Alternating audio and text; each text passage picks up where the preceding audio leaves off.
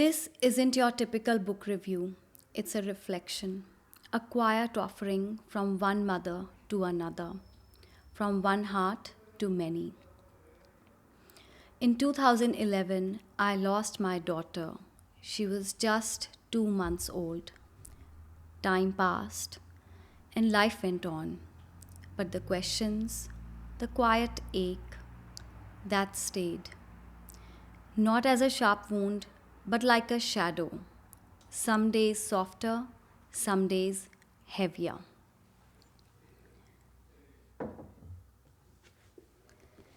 Then in 2020, I read Death, an inside story by Sadhguru, and something within me began to shift. I didn't read it for comfort, I read it out of curiosity, maybe even resistance, because death is something we are taught to fear, to avoid, to not even talk about. But the way this book spoke about death with such simplicity, such clarity, it pierced through years of confusion and quiet sorrow. Sadhguru doesn't sugarcoat death. He also doesn't treat it as a tragedy. He treats it as truth, not as something to be escaped, but something to be understood. And for someone like me who had carried loss silently for years, this book offered not comfort, but clarity. And strangely, peace. Here are the lessons that helped shift something inside me, slowly but deeply. 5 lessons that I want to share with you all today. Number 1, death completes life, it doesn't end it. For the longest time, I saw death as something unjust, especially when it came so early, so unexpectedly. But Sadhguru's perspective was simple and deep. Death isn't the opposite of life, it's what makes life complete. It helped me shift from resisting what happened to slowly accepting it. Lesson number 2, the being doesn't die, only the body dies. This changed everything. I stopped feeling like I had lost my daughter completely. Instead, I began to feel her in moments, in the breeze, in prayer, in the stillness.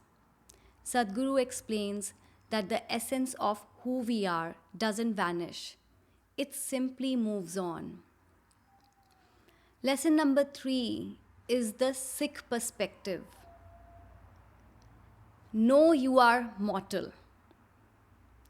This brought it even closer to home because Guru Granth Sahib Ji says again and again, Jo upjyo so binas hai, that which is born shall surely die. In Sikhi, we are reminded not once but constantly that everything and everyone is temporary, is mortal. We chant, Chinta ta ki kijiye, je anhoni hoye, eh marag sansar ko, Nanak thir nahi koe. When we forget our mortality, we chase, we cling, we suffer. This teaching, echoed in both the Guru's words and in this book, helped me let go of resistance and taught me how to live more consciously. Which brings me to the lesson number 4. Grief can be sacred and seva can be healing. Sadhguru speaks about how serving others selflessly dissolves the boundaries between life and death. And in Sikhi, this is seva, a path of love without expectation.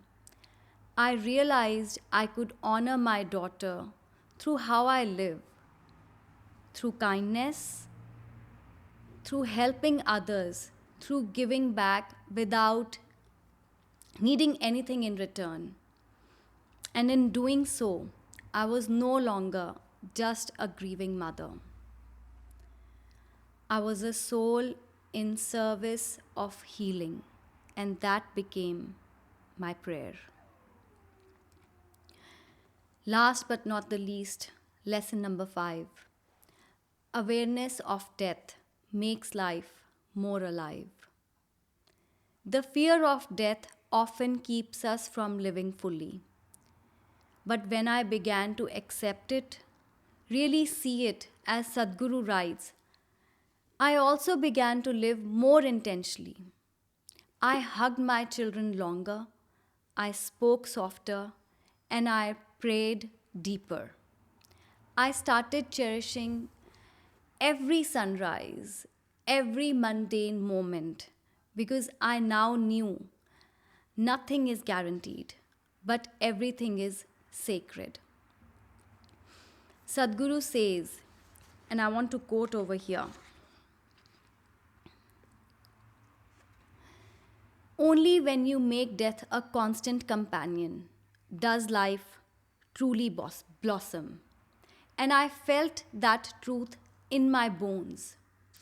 This book didn't erase my grief, but it transformed my relationship with it. From silent pain to sacred memory, from loss to a quiet sense of presence. If you have ever lost someone or carried a quiet fear of death that you don't speak about often, please read this book. Not to escape the pain, but to understand it, to walk with it, and maybe one day to let it rest too. Be beyond blissful. And may every soul, born or unborn, seen or unseen, be held in light and love.